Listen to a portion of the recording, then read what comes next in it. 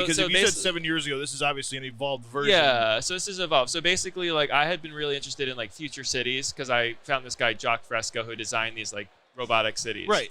And so, like, what's one part of the city? Like, there's the food growing machines, right? Yeah. So I was like, oh, I want to work like self-sustaining buildings. Right. You have to have it all self-sustaining, right? So I was like, oh, I want to work on that.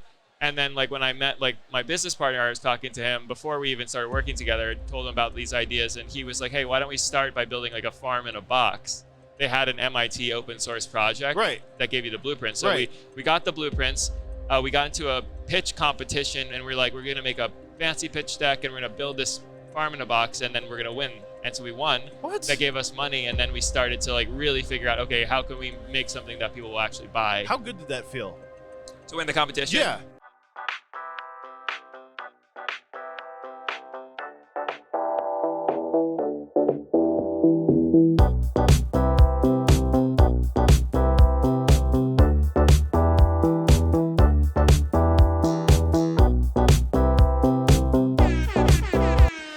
Welcome back to Specs US. Here with Mita, host, because Dimitri's gone. Max from Dope SEO. And I'm here with Alex, which is going to be really easy for me to remember because that's also my brother's name. Now, Alex has Nuravine. And Nuravine, you're going to see this behind all these videos. We've been really curious about what Nuravine is. And Alex is here to tell us, well, also, who are you? What do you do? And then what is this time machine behind me? Yeah, so I'm Alex, the founder and CEO of Nuravine, and this is a time machine, like you were wondering. No, is it really? Oh, okay. I was like, dude, let's go. Yeah. I mean, it could be anything. It's funny because like we sometimes like to say it's like the anything machine because it's like it's an automation system. Okay. It has like sensors and we call it actuators. So it's a like, transmogrifier. Well, it's like If you're a Calvin and Hobbes fan, like. Yeah, it could be. It could be, because you could just feed the pump back into itself, and but really, what is this thing? So if you have an indoor farm, you obviously need to water your plants. You need to feed them. Yes. And so we call it like fertigation, like fertilizer and irrigation. So it's like a fertigation system. Together. Yeah. Through this machine. Yeah, it's like a pseudo real word. So fertigation. No, because you have to aerate soil and. Yeah, you have to water it. You have to add the nutrients. Right. All right. Okay, so I'm a really terrible farmer too. I tried it. I don't grow things very well. It may also be where I live, but I spent a lot of time, and this looks almost like a hydroponic machine. Yeah. But it also looks way more advanced than that. So if I was, and you're saying this is just for cultivators, right? I mean, like, you could use it for strange things like a peanut butter dispenser, but like typically it's used for growing, for adding nutrients. I guess it could be because like you have these pumps, so you could have like you could push a button, make me a peanut butter, like give me like 50 grams of peanut butter or something, if you wanted to do that. No way. Well, I mean, you could. Like, okay. I mean, it's just a dispenser, right? Like these pumps are connected to these solutions, so they can dispense solutions. So then it pumps it up. I think peanut butter would be really thick through those. It would be thick. You're right. It'd be a lot. I think it would be not optimal. So I think like nutrients and vitamins for plants. Yeah, I mean that's the best use case for them. It's the more viscous, the better. But we can work with like thick like. But we can butter. like work with some like like silica, some things that are a little bit more viscous. Like the pumps can actually handle. So this is an unbelievably versatile machine. That Yeah, you can like if customize. you're doing. Yeah. Okay. Like Did you come up with this? So me and my business partner, we founded our company 7 years ago. We met at City College of New York and had like a startup incubator, and we had our initial idea, which evolved into this over. What was the initial idea? Well, I guess the initial idea, like before. I'm just curious how this evolved, because if you said 7 years ago, this is obviously an evolved version. Yeah, so this is evolved. So basically, like I had been really interested in like future cities because I found this guy Jock Fresco who designed these like robotic cities. Right. And so, like, what's one part of the city? Like, there's the food growing machines, right? Yeah. So I was like, oh, I want to work like self-sustaining buildings. Right. You have to have it all self-sustaining, right? So I was like, I want to work on that. And then, like, when I met like my business partner, I was talking to him before we even started working together. I told him about these ideas, and he was like, hey, why don't we start by building like a farm in a box?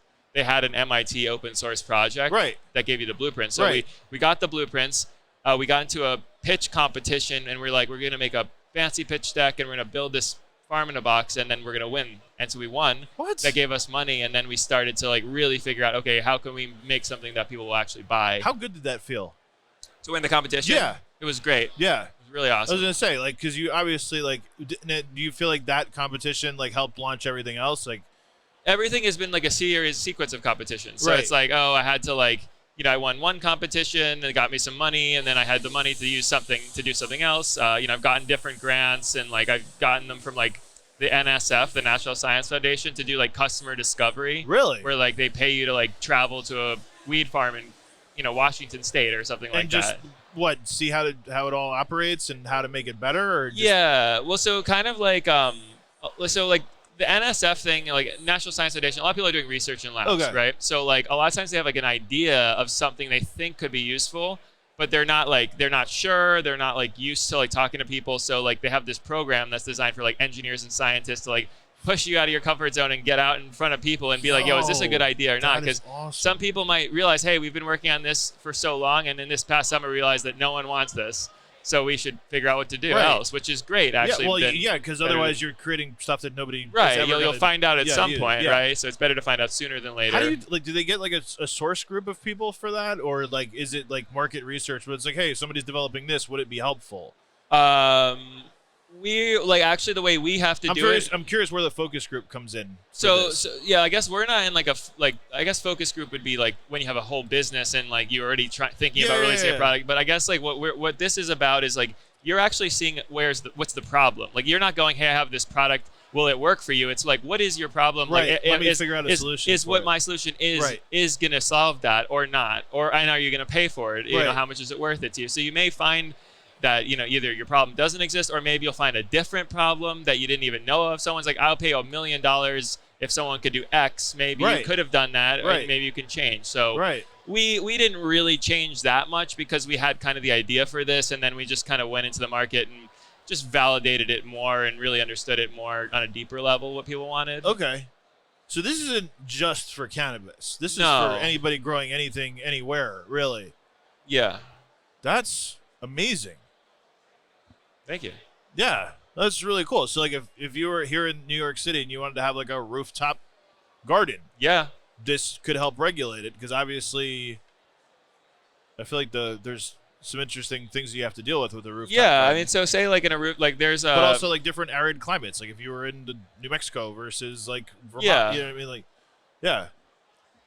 I'm So, sorry, I cut you yeah, off. no, it's okay. It's like a part of like indoor farming, right? Like Yeah. obviously indoor farming, you are controlling the environment, True. but you obviously have to deal with the outside environment. So Right. like it's easier to like cool in You a can't cool use this for area. outside? So no, it's not like weatherproof. So if you did want to use it for 'cause it's a outside, computer. yeah. So but say you had like a say like a shed or like a Yeah, building, let's say you like could you had run. a shed to put the machine in, Yeah. like the overlord of your farm. Yeah. Because this is AI, right? I mean, it depends on what your definition of AI is. It's It's not. intelligent? It's not machine learning. Okay. Like, it's Oh, not it's not like it's machine- not okay. like deep nets. So and it's not anything like that. I'm gonna come. It's not Cybertron where It's not going to like do something that like you didn't know like why it did that. right. You're not like all of a sudden you have like a weird batch and it's like, sir, we're testing how Yeah. to grow more here. Yeah. We've been increasing the yield just to like. I just watched the whole Fallout series, so I don't know. I don't know if you're a Fallout fan or No, not. but I heard it's like a video game that became like a TV show. Yeah, like yeah. Well, Amazon no, Prime but or I mean, something Fallout like was that. a whole series. But anyway, it's actually it does make sense with this. Oh, Because in cool. Fallout, like Fallout was a video game, but like basically it's everybody lives in a Fallout shelter for generations. Oh. Because the nukes dropped. So Wow. they have this company that called Vault Tech that made the vaults. But there was also like the human error of this, where it's like, as the business behind selling the vaults, we're gonna have test groups of people that we're gonna run tests on. So each vault's a little different, and it's like, hey, what happens if we increase the heat? What happens if we like poison your food? Whatever. But they had their own underground bunker growing food. That sustained generations. That's pretty cool. So this is kind of what it is. yeah. Yeah. So that's awesome. That's brilliant. But well, all right. So back to outside. So if you had a shed, you put this thing in the shed and you connected it to the entire thing. Like, how much of a grow can this handle? Can handle quite a grow. Okay. I mean, what we really think about is in terms of gallons of water. Like how much water do you use per day? You Right. know? So even for like a So it big, doesn't matter how big it is. It's just how like the water usage. yeah, I mean, because we have like a pump size that's even bigger. Because like you see these pumps, they can deliver like a certain amount of milliliters of solution per minute. Okay. And so like if you're need too much water prepared, then like these pumps might not be able to provide enough fast enough. So like we have one step up, and then that can work for pretty much any size farm.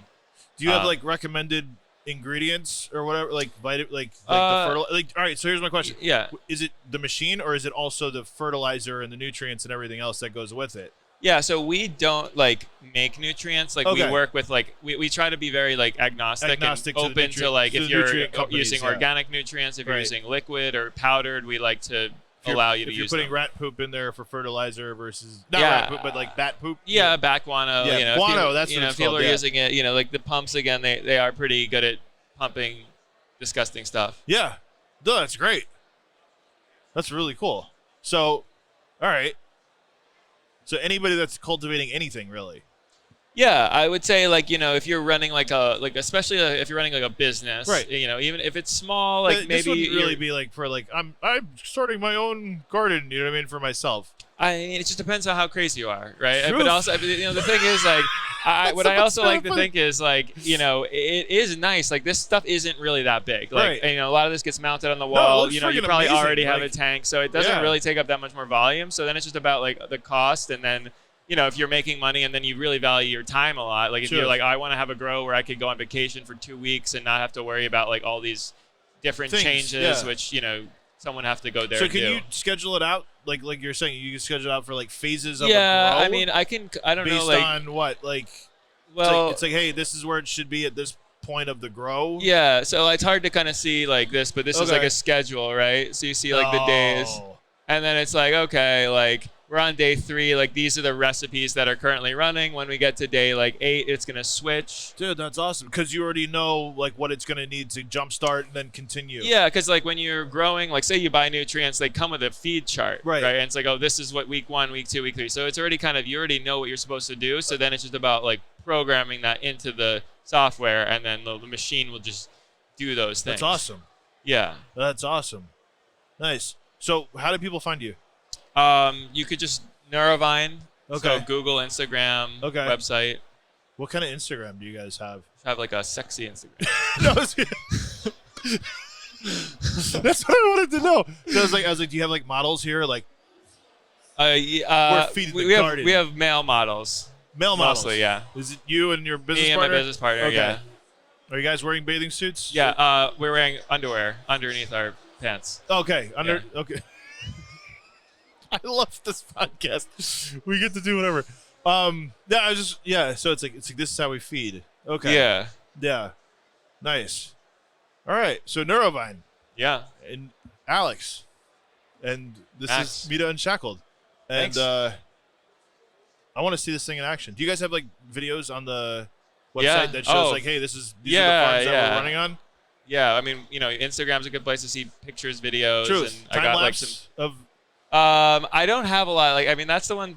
Like, that's the hard thing to do. Is like I need to be like following up with my customers and getting a lot of data. It's like that. It's like I don't want to make that their job. So I am respectful. Like I ask. Sometimes people post pictures. I take them if they like posted them already, or if I go to visit someone, I'll take a picture or video. But how most often people do you visit them?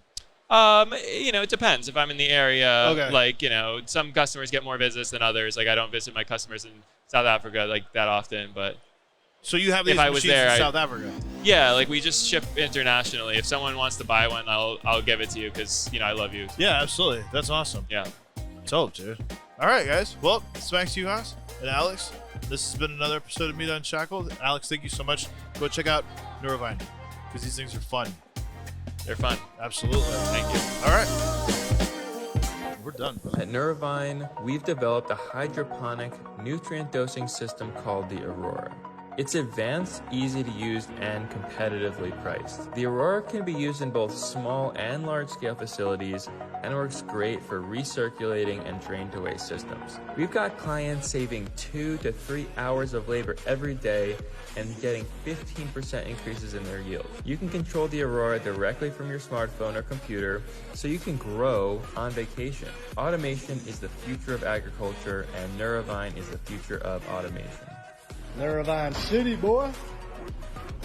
Nuravine did it. Loving the system, man. Loving the system. Happy customer right here. This is stand-up machine.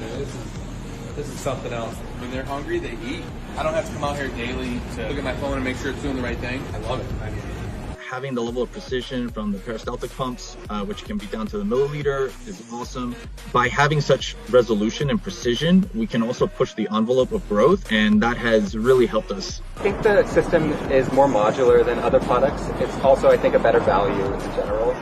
The software that you get in the cloud and the physical hardware, it's a really effective system. Plants are growing huge. The system really gives it the full potential.